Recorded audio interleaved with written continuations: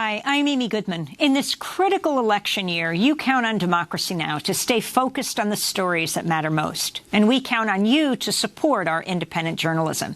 If everyone who tunes into Democracy Now! Signed up for a monthly donation of, say, just $6, we could cover our operating costs for the entire year. Really, that's all it would take.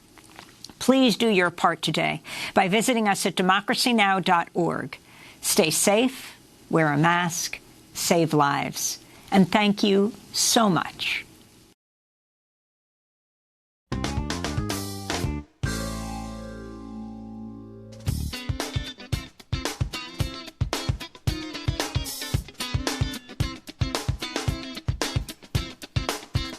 From New York, this is Democracy Now! We must not lose focus on what the real job is.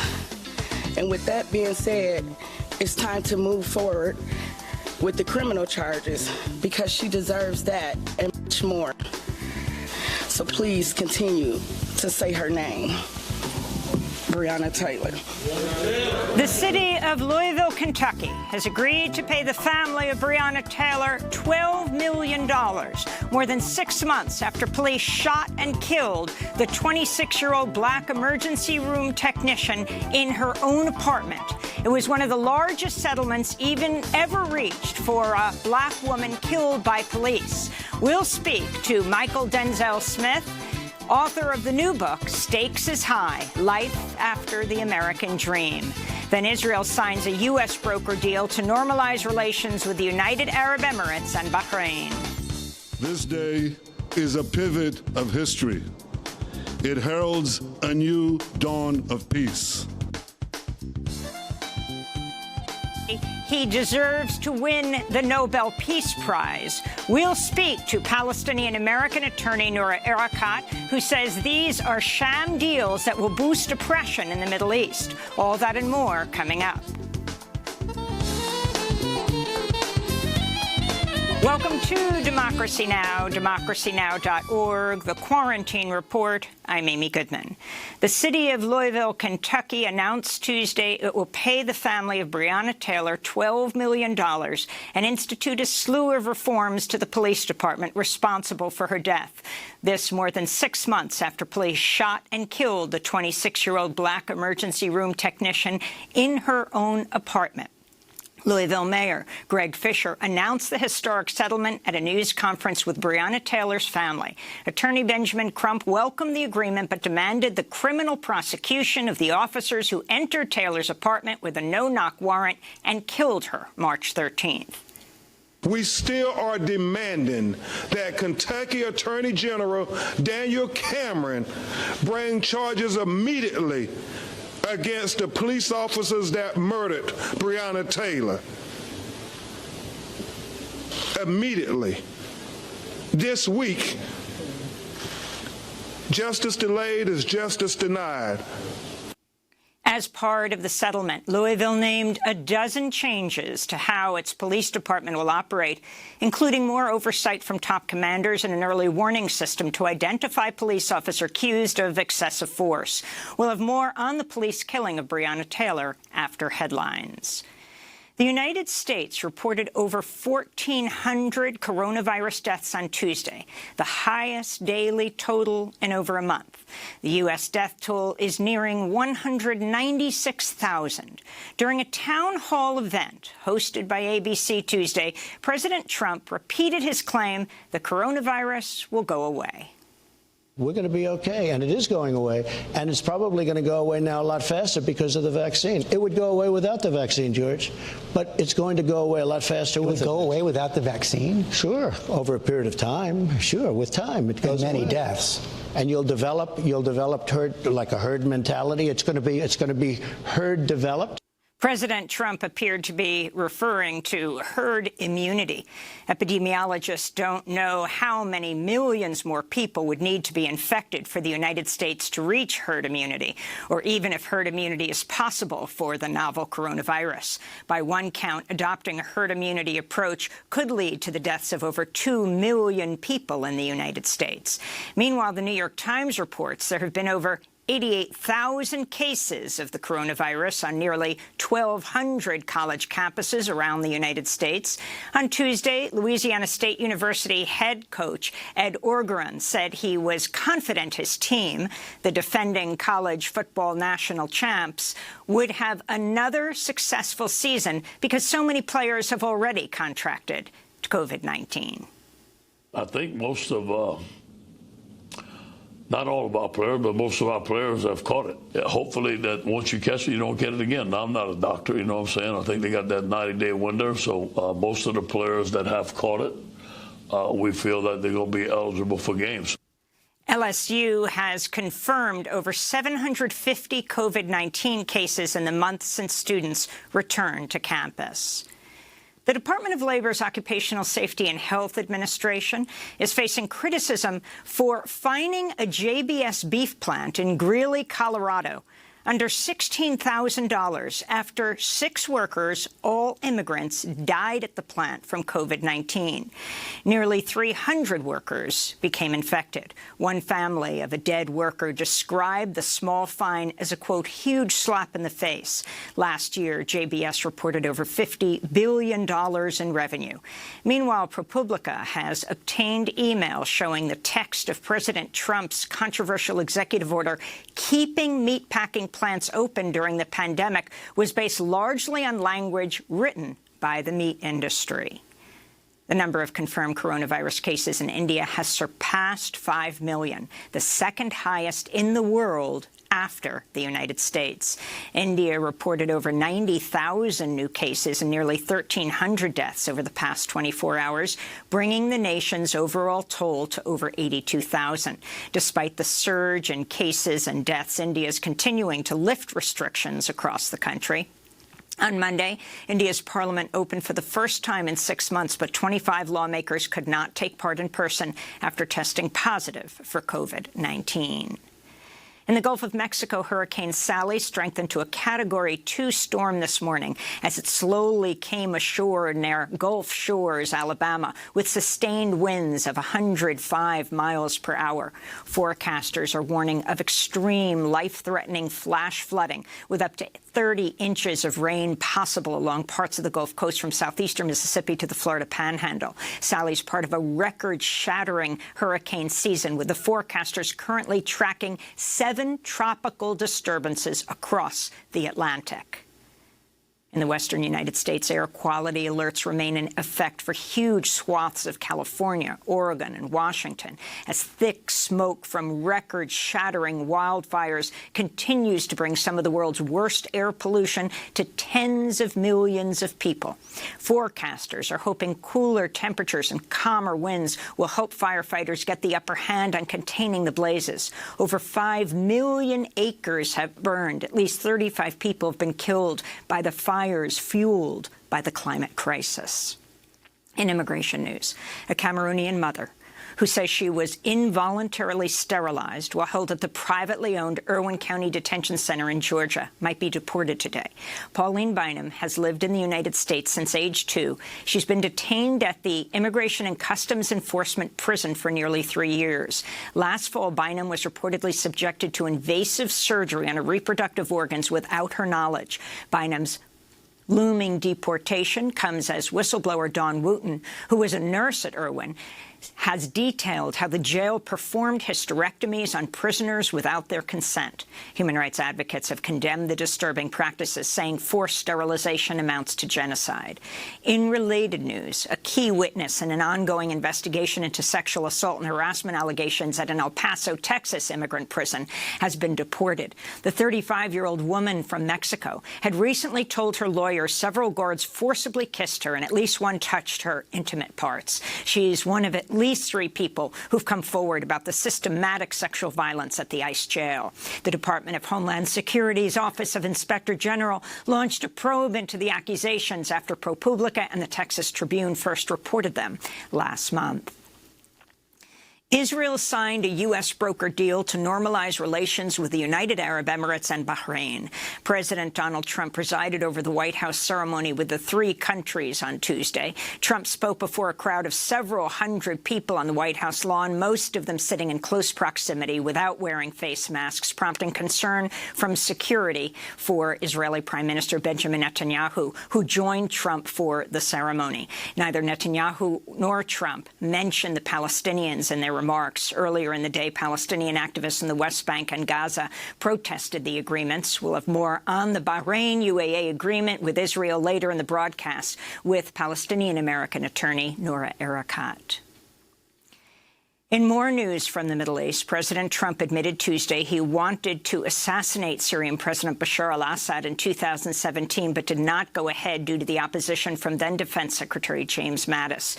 Trump made the admission on Fox News. I had a shot to take him out if I wanted, and Mattis was against it. Mattis was against most of that stuff. He'd keep you in military, but he didn't know how to win. Investigative journalist Bob Woodward first reported on the assassination plan in 2018, but Trump claimed at the time the story was false. This comes as fallout continues from the U.S. assassination of the Iranian general Qasem Soleimani earlier this year in Iraq. Unnamed U.S. officials recently told Politico the Iranian government is weighing an assassination attempt against the U.S. ambassador to South Africa in retaliation. Iran has denied the claim. On Monday, Trump warned Iran that if it took such action, the U.S. response will be, quote, 1,000 times greater in magnitude. NBC News is reporting the Pentagon's been unable to corroborate press reports that the Russian government had paid bounties to the Taliban to kill U.S. soldiers in Afghanistan. General Frank McKenzie, the commander of the U.S. Central Command, said, quote, "It just has not been proved to a level of certainty that satisfies me." New details have emerged about how the Rochester Police Department spent months attempting to cover up the death of Daniel Prude, a black man who died from asphyxiation in March after police officers handcuffed him, put a hood over his head, and pushed his face into the freezing cold ground for 2 minutes while they kneeled on his back. He was naked. Newly released internal documents show the department spent months attempting to block the release of video of the incident. In one email in June, the department's deputy chief opposed releasing the video because it, quote, could create animosity and potentially violent blowback in the community, unquote. The police chief responded saying, "I totally agree." Police also attempted to frame Prude, who'd been suffering a mental health episode. In one police report, an officer wrote in red letters, "Make him a suspect."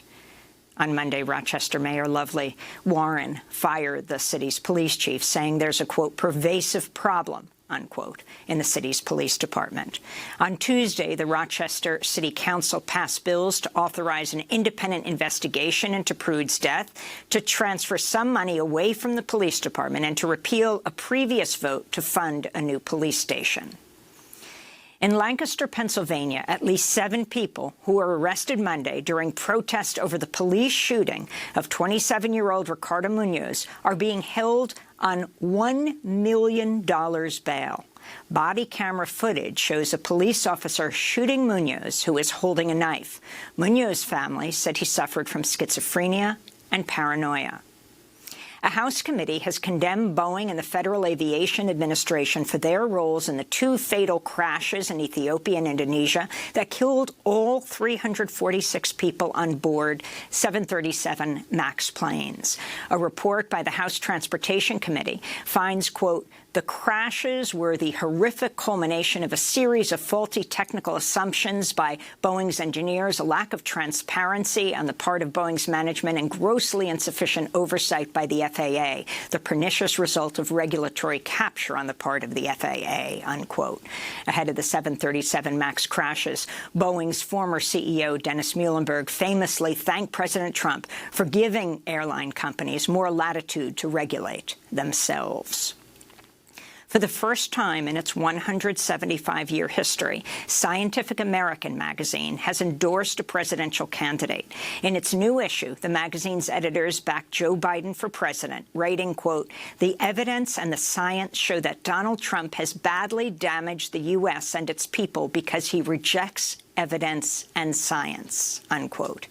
And in Chicago, over 4,800 hospital and university workers with the University of Illinois hospital system are in the third day of a strike, demanding safe staffing levels, better pay, and more personal protective equipment amidst the pandemic. 4,000 unionized workers have been working without a contract for the past year. This is Diane Palmer, president of SEIU Local 73.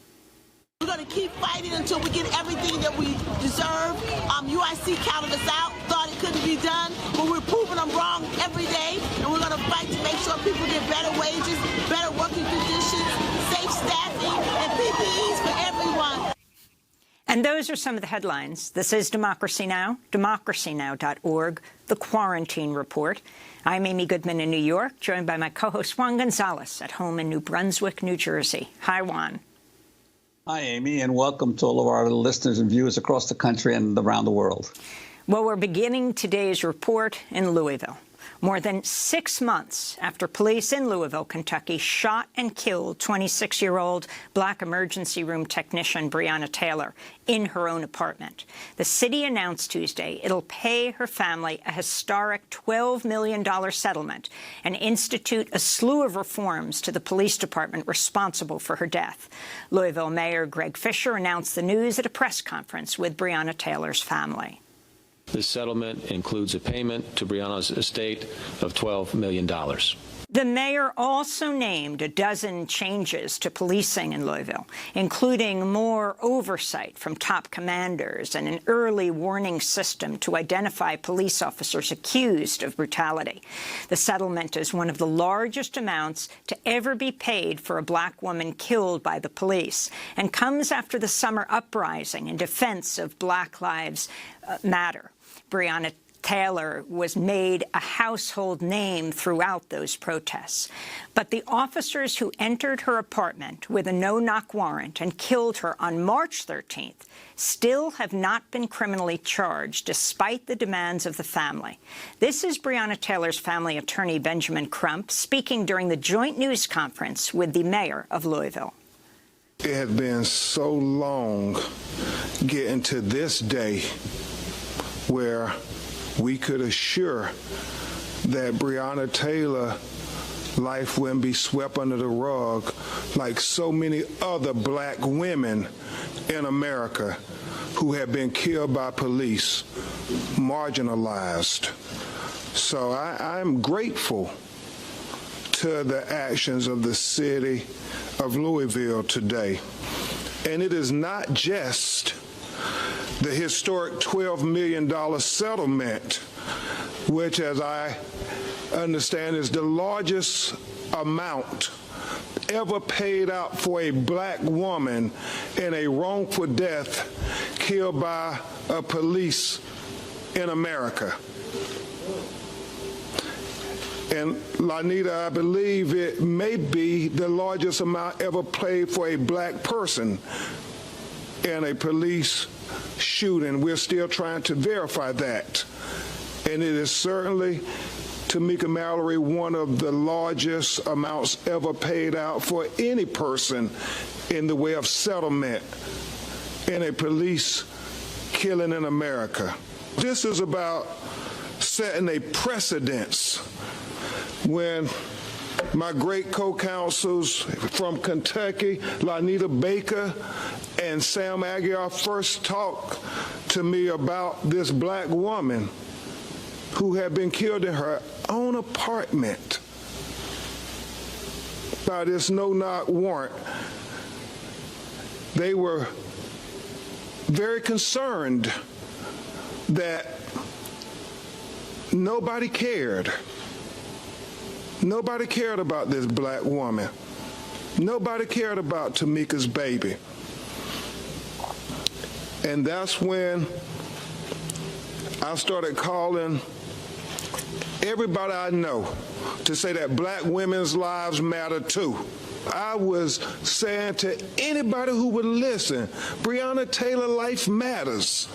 And Senator Kamala Harris was the first national elected official to go on national television and to say her name, Breonna Taylor.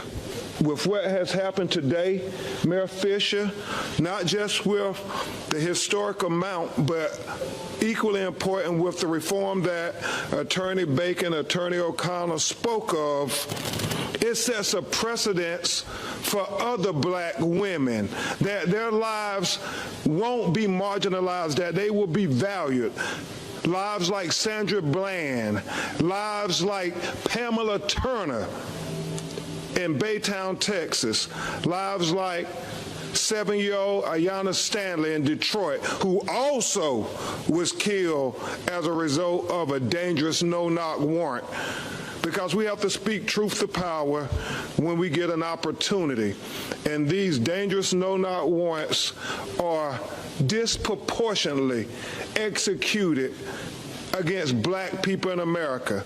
And so I'm very happy that the Metro Council also stood united with Tamika Palmer to pass Breonna's law to abolish these dangerous no-knock warrants, because it was foreseeable who was most being put in danger with these no-knock warrants. While most of America is dealing with the COVID-19 pandemic, we in Black America are not only dealing with that pandemic, but we're also dealing with the 1619 pandemic. The pandemic that started 401 years ago when the first enslaved Africans came to America. And from that day to this one, we have been dealing with systematic racism and oppression that have killed us inside and outside the courtroom. We still are demanding that Kentucky Attorney General Daniel Cameron bring charges immediately against the police officers that murdered Breonna Taylor. Immediately. This week, justice delayed is justice denied. The city leadership has done a significant step today, but now it is on Daniel Cameron and the Attorney General of Kentucky's office to bring charges, and at the very minimum, Lanita, second-degree manslaughter charges. Breonna Taylor is a light to help heal what's happening in America. And for all those young people, those celebrities, athletes, but most importantly, the people who are on the ground, the people who are the activists and protesters who saying enough is enough. We also need our legislative partners to help transform the protest into policy. We need Breonna's law, not just in Louisville, not just in the state of Kentucky, but all throughout the United States of America, because her life matters. Breonna Taylor's family attorney, Benjamin Crump, speaking Tuesday. Breonna's mother, Tamika Palmer, also responded to the settlement. As significant as today is, it's only the beginning of getting full justice for Breonna. We must not lose focus on what the real job is. And with that being said, it's time to move forward with the criminal charges, because she deserves that and much more. Her beautiful spirit and personality is working through all of us on the ground. So please continue to say her name, Breonna Taylor. Joining Breonna Taylor's family, their lawyer and the mayor at Tuesday's press conference was activist Tamika Mallory. A settlement is restitution, but it's not arresting the cops. And we want to say today that the police officers responsible for killing Breonna Taylor must be arrested in order for the community to feel calm. Breonna Taylor has shifted the atmosphere. She shifted it not just here in Kentucky, but across the country. The ban on no-knock warrants was where we begin in terms of great reform. The officers, Brett Hankinson, Miles Cosgrove, John Mattingly, and Joshua James must be arrested. We cannot forget about Joshua James, the man who lied on a no-knock warrant application that sent police officers charging into the home of Breonna Taylor and Kenny Walker. We cannot forget about any of those officers. And if this police department is to do right by this community, if you know of other officers who were involved, they should be arrested and indicted immediately. That was Tamika Mallory speaking at Tuesday's news conference for Breonna Taylor, whose family will receive $12 million in a settlement with the city of Louisville. When we come back, we'll get response from journalist and author Michael Denzel Smith, and we'll also talk about the upcoming presidential election and his new book, Stakes is High, Life After the American Dream. Stay with us.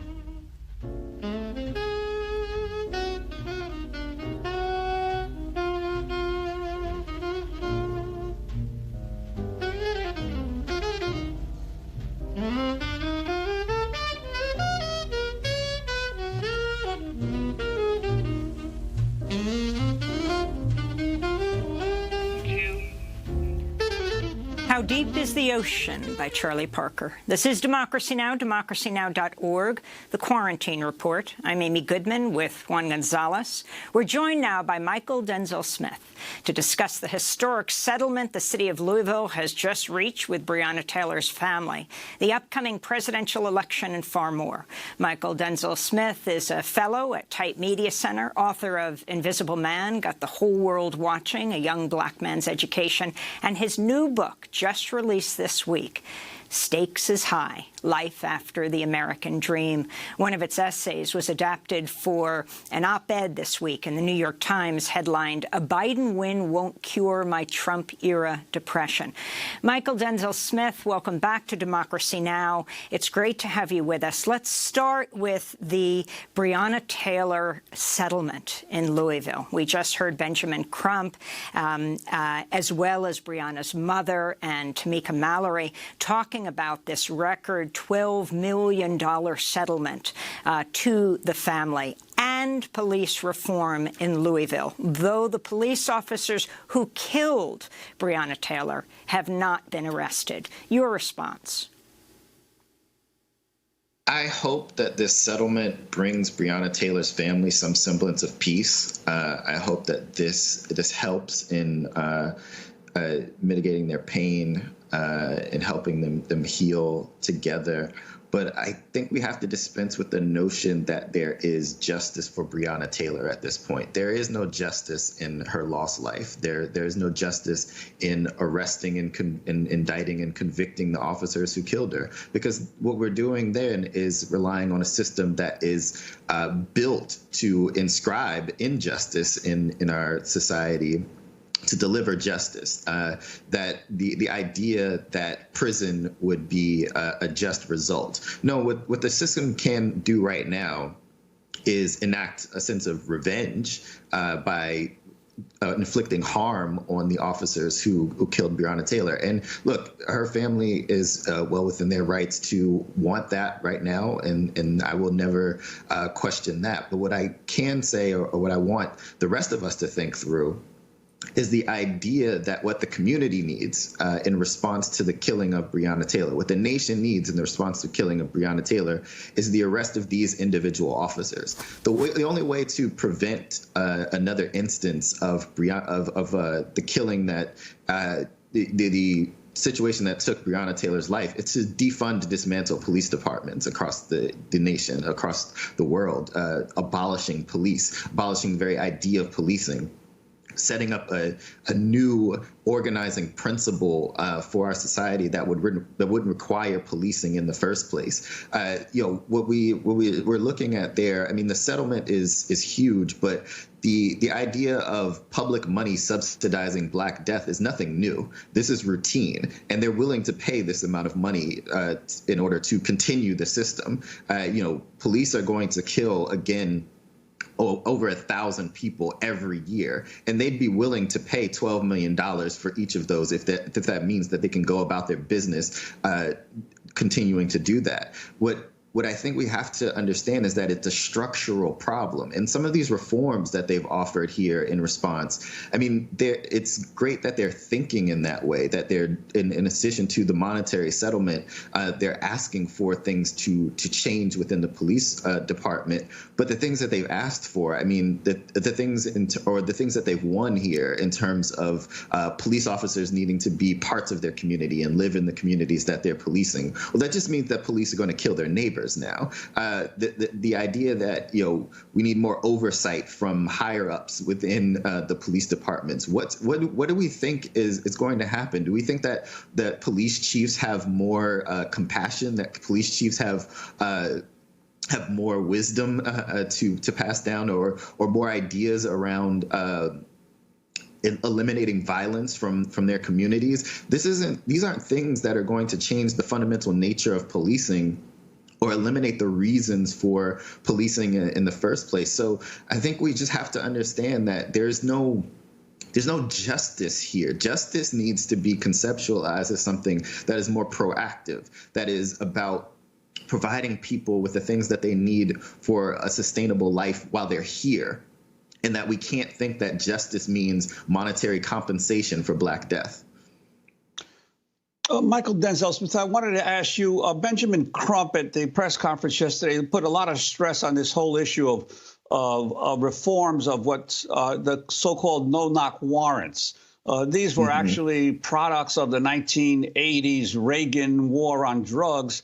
In the early 1980s, there were about 1,500 no-knock warrants by law enforcement across the country. Today, there are 60 to 70,000 a year. Do you think that this will have any significant impact, this whole idea of that there are no constitutional rights for people who are accused of or are suspected of any kind of illegal activity, that police can just break down their door? Yeah, I mean, James Baldwin was writing about no-knock warrants in the 60s, and Gil Scott-Heron again in the 70s, talking about these no-knock warrants, the ability of police to simply go into any home that they please without cause, break down doors and arrest people, shoot people. I mean, but the idea of the warrant in and of itself being something that we require in these instances points to the fact that people have no rights to begin with, right? Because even if you require the warrant, police find ways around that or develop systems that then don't require them to have warrants in the first place. There's no warrant required, there was no warrant required for stop and frisk here in New York City, right? But we found justifications, or the city found justifications for being able to implement that program. So again, I think, there's the specifics, right? There's the things that very clearly are harmful, and no-knock warrants are something that we absolutely have to address here. But that's part of a structural problem in which what police are sent out to do in these instances is to enforce these laws that are meant to subjugate segments of the population. And in terms of the role that the protest movement across the country has had, and the activists in Kentucky specifically, in terms of forcing, we're increasingly seeing police departments and cities have to respond. The Rochester situation where the mayor fires the police chief this week. What is your assessment of the impact of the movement on trying to get some structural changes? There won't be any structural changes without movement. And I think we have to acknowledge that a huge reason why these changes are taking place in the first place is that it's not just that people are in the streets. It's not just that people are demanding these things. It's that they've taken radical action. They have taken militant action. They've directly confronted state power. If nothing happens, the protest movement doesn't grow to the size that it did even this past summer. If it weren't for the fact that in the beginning of this, that police station was burned in Minneapolis, right? That police cars were set on fire in New York, in Atlanta, and Louisville. We have to understand that the property destruction as a tactic was used, and it set the nation on notice that something has to change now. And so the things that that gives me hope is that, these things are possible. But what makes me what I have questions around is how much more of that is going to be necessary if what we've won in the aftermath of such dramatic action is these very milquetoast and middle of the road reforms. Michael, your op-ed piece in the New York Times that just appeared, "A Biden Win Won't Cure My Trump-Era Depression," adapted from your new book, Stakes is High. You begin by talking about the killing of your 12-year-old, when you were 12 years old, the killing of your cousin, and the effect it has on the family, on the community. Share that personal story with us and then take it bigger. Well, I think, the acknowledgement there was that, there's community violence that does impact us on a deeply emotional level. As a 12-year-old, losing a big cousin of mine who was 17 at the time had an impact that I didn't acknowledge at that time. But it did set off a chain of events in which I experienced depression every year. And so and was diagnosed with this an anxiety disorder later in my life. But the piece is about the ways in which the outside forces contribute to that level of depression. It's something that I wouldn't have, even as someone who has lived with depression, wouldn't have acknowledged as depression during the past 4 years of the Trump era until very late in this time, because I wasn't acknowledging that it had any impact on me personally. But what I'm pointing to in that piece is that many people are feeling the anxiety of this era. And I think we have to note that part of it is coming off of 8 years of the first Black presidency, and for the limitations of it, and there were many, it was an era in which people felt like there was some type of avenue toward progress.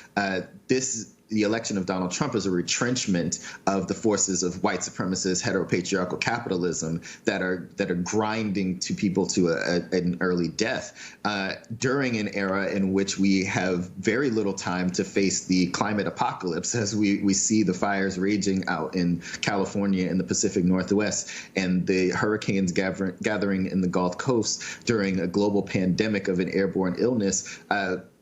We think we just don't have very much time to address this, and 4 years of a Trump presidency has only done anything to accelerate the climate disaster here.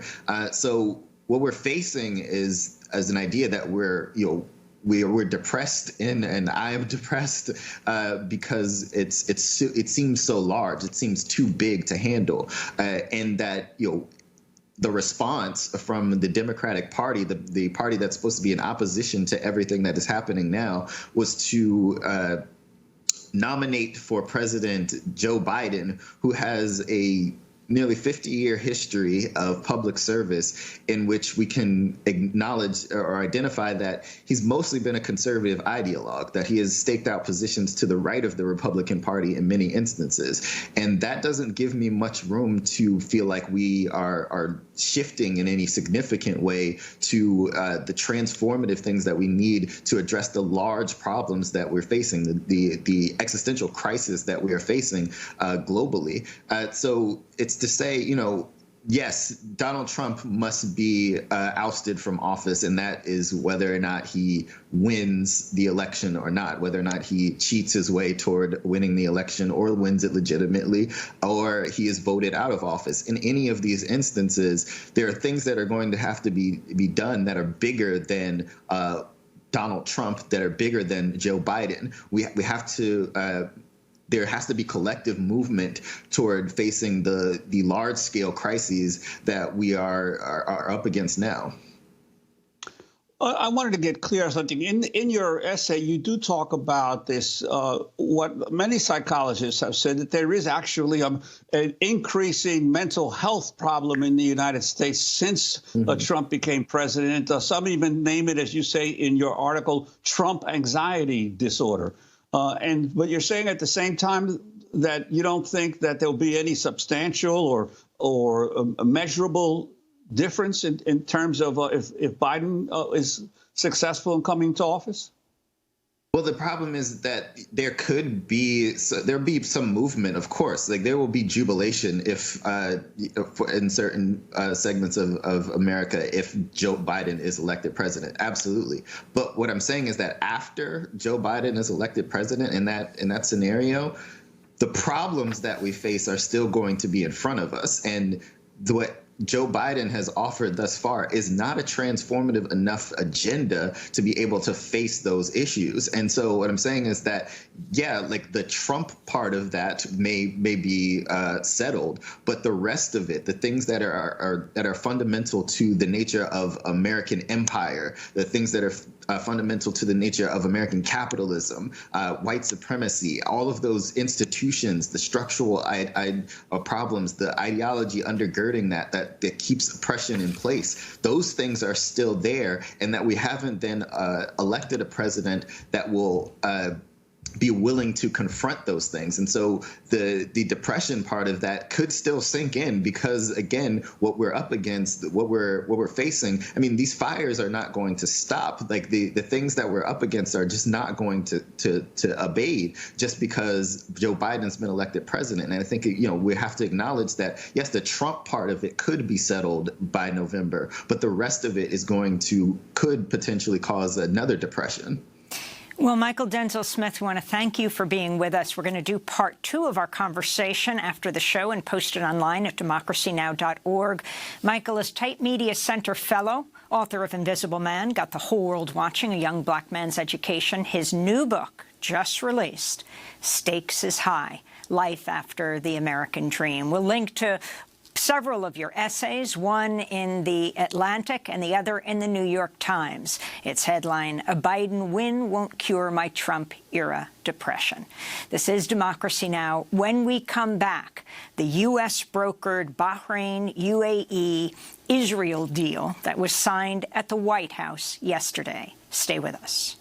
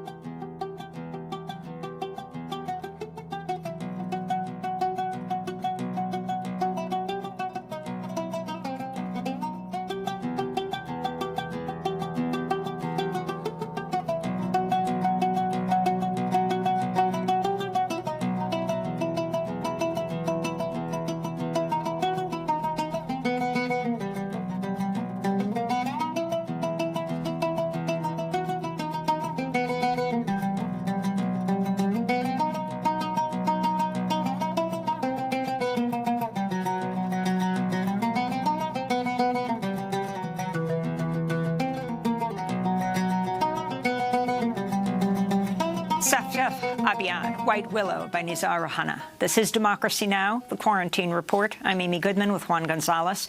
Israel signed a U.S. broker deal to normalize relations with the United Arab Emirates and Bahrain. They're the first Arab countries to normalize relations with Israel in over a quarter of a century. President Trump presided over the White House ceremony with the three countries on Tuesday. This is peace in the Middle East without blood all over the sand. I say it. Right now, it's been blood all over the sand for decades and decades and decades. That's all they do is they fight and kill people, and nobody gets anything. After Trump spoke with reporters in the Oval Office alongside Netanyahu, he spoke to a crowd of several hundred people on the White House lawn, most of them sitting in close proximity without face masks. Israeli Prime Minister Benjamin Netanyahu joined Trump for the ceremony. This day is a pivot of history. It heralds a new dawn of peace. For thousands of years, the Jewish people have prayed for peace. For decades, the Jewish state has prayed for peace. And this is why today we're filled with such profound gratitude. Neither Netanyahu nor Trump mentioned the Palestinians in their remarks. Earlier in the day, Palestinian activists in the West Bank and Gaza protested the agreements. The foreign ministers of Bahrain and the UAE also spoke at the ceremony. Emirati Foreign Minister Sheikh Abdullah bin Zayed also spoke. For more, we're joined by Noura Erakat, Palestinian human rights attorney, legal scholar, assistant professor at Rutgers University, author of Justice for Some, Law and the Question of Palestine. Her new piece for NBC News headlined, Trump peace deals for Israel, UAE and Bahrain are shams. They boost oppression, not amity. Welcome back to Democracy Now! It's great to have you with us, Noura. If you can talk about, yesterday the word historic was repeated over and over again by the Gulf state foreign ministers, as well as Trump and Netanyahu. You have very different feelings about this agreement. I do. Thank you for having me, Amy. I think this is really important to, it's a reminder for us that Palestine does not exist in isolation, but is part of the Middle East, is part of an entire region. And what we're seeing in these agreements is basically the U.S. expanding and entrenching its sphere of influence within the Middle East by aligning explicitly its relationship with Israel, the United Arab Emirates, and Bahrain. There has been no war between these countries. There were no hostilities. The reason that the Emirates and Bahrain have withheld normalizing their relationship with Israel was merely to withhold a carrot that would otherwise incentivize Israel to make enduring concessions to the Palestinians for their Palestinian national rights, given that Israel is the only nuclear superpower in the Middle East, as well as the 11th most powerful military in the world, against a Palestinian people without an army or an airport. These kinds of carrots and incentives are otherwise necessary. The fact that they have now offered this carrot without any meaningful concession to the Palestinians, even slightly easing the blockade on Gaza, should indicate to us that this is not about advancing any kind of meaningful, enduring peace, but instead about entrenching a geopolitical alliance that would otherwise increase oppression for people of the Middle East, in Bahrain, in the Emirates, in Yemen, and in Palestine, who are struggling for freedom and democracy and are now facing off against powers who are backed by the United States militarily and also offered impunity within international fora like the Security Council. And Noura, I'm wondering, there's so much attention has been placed on these agreements, and yet both the Emirates and Bahrain, to some extent, there might be real questions as to whether they even represent their own, the leaders represent their own populations. I mean, the UAE, 9 out of 10 people who live in the UAE aren't even Emiratis. They are largely South Asians, Bangladeshis, Pakistanis, Filipinos, who have been brought in as migrant workers and now are the 9/10 of the population. Likewise, in Bahrain, something like 40%, 45% of the population is not are not natives of the country. So these are basically countries that didn't even exist independently when Israel occupied the West Bank. They gained their independence from England in 1971. So to what degree are they representative of the rest of the Arab world? You're rightly highlighting the lack of democratic representation and leadership. It is why we have seen the Arab street rise up in what's been known as the Arab uprising across the Arab world. And we've now seen, obviously, the counter-revolutionary trend against them backed by the United States.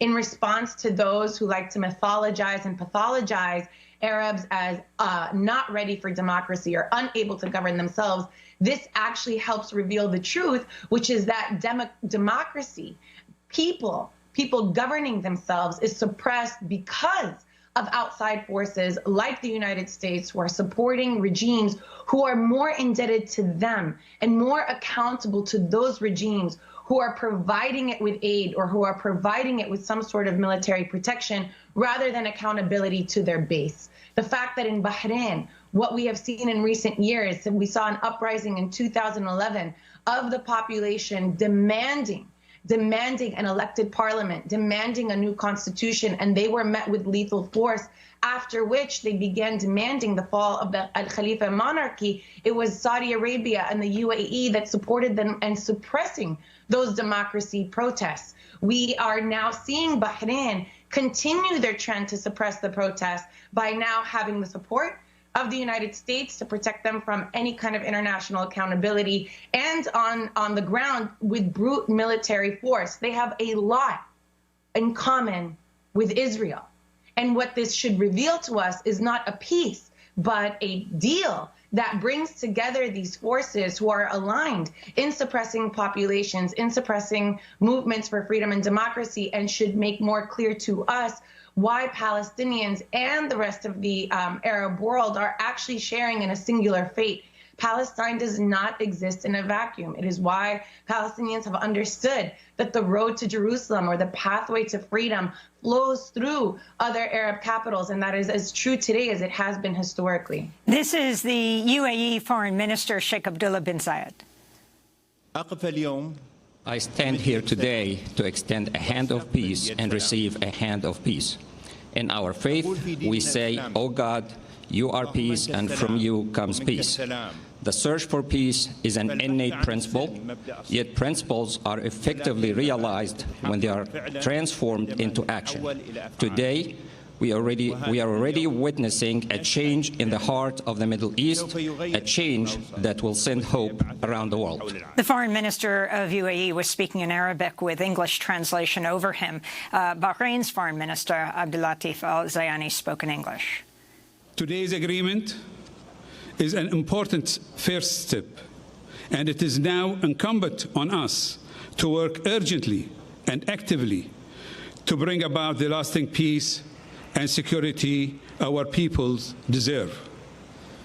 A just, comprehensive, and enduring two-state solution to the Palestinian-Israeli conflict will be the foundation, the bedrock of such peace. So, Nur Arakat, President Trump says he thinks at least 5 other countries are going to sign on, and there's a lot of speculation about what they will get. Bahrain being Saudi Arabia's toe in the water here, testing the waters. You have Sudan, and the question is, would the U.S. take Sudan off the terror list in exchange for Sudan signing on? Morocco, the possibility, some speculation that the U.S. would be the first in the world to recognize Morocco's sovereignty over Western Sahara. And of course, we know that UAE, Jared Kushner, also admitting that making a deal to give them F-37s, something they haven't been able to get for years from the United States, the U.S. weaponry, the jets. Your thoughts? I think you're highlighting what's true. Instead of discussing this as a peace process, instead what's happening with these countries is that they're entering into agreements that are brokered by global superpower in order to advance and achieve their own political interests, whether it be to normalize occupation in the Western Sahara, whether it be to normalize their oppression over their populations, their own populations. What is clear is that none of it has to do with advancing peace. None of it has to do with Palestinians. The reason that Arab states have withheld normalization, as I've mentioned, is in order to provide an incentive to Israel to recognize and concede to some Palestinian national rights. Bahrain is now the fourth Arab country to normalize relationships. Now it now includes Egypt, Jordan, the UAE, and Bahrain.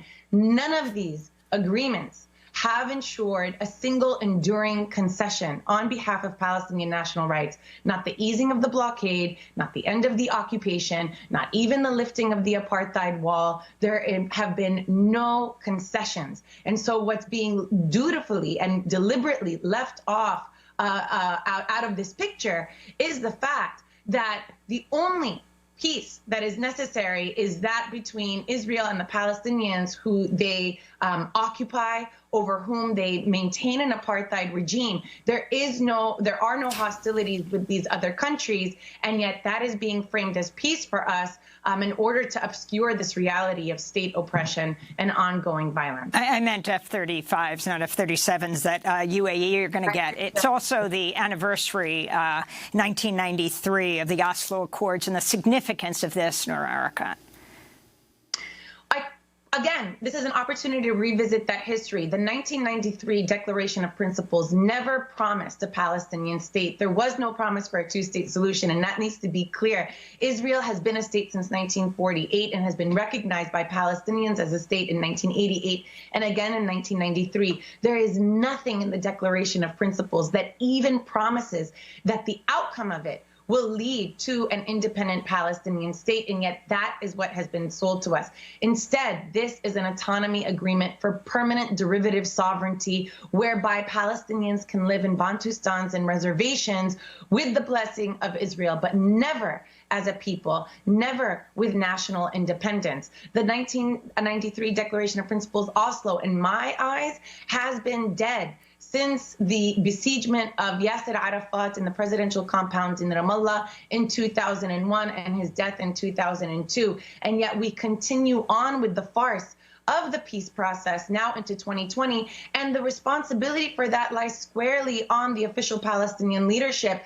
This is a moment of accountability. Unless the Palestinian leadership can look at this record and account for where they failed to take opportunities, what junctures they did not turn on, what moments they did not reassess this failed strategy, there is no moving forward with them in any kind of capacity as representative of the Palestinian people. If nothing else, this is a moment of reckoning to understand and to deliberate about a radical rethinking about the Palestinian movement for freedom. And Palestinians the world over have been doing that work as they overcome and surmount diplomatic intransigence to advance the Palestinian cause for freedom through campaigns like boycott, divestment, and sanctions, which has in effect kept the Palestinian struggle alive, created new alliances across the globe. It's why we see solidarity protests in Pretoria, South Africa. It's why we see now members of Congress who are standing up to explain that this is not about democracy, peace, and freedom. That's precisely because there has been a shadow Palestinian movement in place of the Palestinian official leadership, and hopefully we'll see more of that as we move along, where the base is mobilizing the top. Nora, I wanted to ask you, we have just about a minute left, but what about this claim of the United Arab Emirates that this deal was part of the agreement was part of an exchange for Israel suspending plans to annex a large swaths of the occupied West Bank? What's your reaction to that claim? think that's a joke. I think that's an absolute joke. It was because of the international reaction to Israel's annexation plans that they did not find it in their interest. We also saw a tremendous amount of opposition from U.S. Congress. And in fact, for Israel, it's more of the same because they already exercised de facto annexation over those lands. What it would have advanced and would have changed for Israelis is the fact that Netanyahu would have been playing to his right-wing base, that he was able to secure annexation during his tenure. But the reality on the ground doesn't change. This doesn't avert the takeover of those lands. If the UAE actually wanted to make a meaningful concession for Palestinians, it would have been withdrawal of Israeli troops from the Jordan Valley, at the very least, which is only 30% of the West Bank, let alone withdrawal from the entire occupied territories, and in fact, the right of return for Palestinian refugees. This leaves so much for want. And all of it is doublespeak and mirrors and shadows when they say that there are any meaningful concessions. We'll probably see Israel advance their interest and actually enact de jure annexation, notwithstanding this agreement. Noor Erekat, we want to thank you so much for being with us, Palestinian human rights attorney and legal scholar. We'll link to her piece, Trump Peace Deals for Israel, UAE, and Bahrain are shams. I'm Amy Goodman with Juan González.